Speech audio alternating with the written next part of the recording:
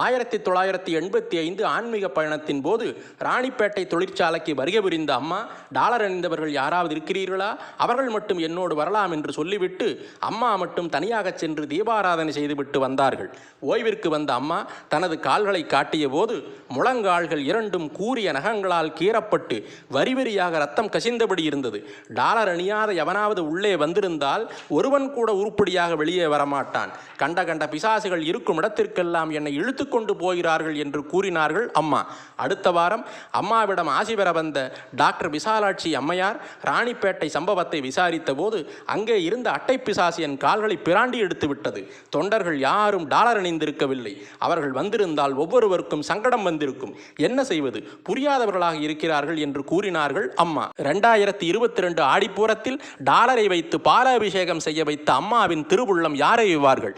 எளிதாக கிடைக்கும் வலுவான கவசம்.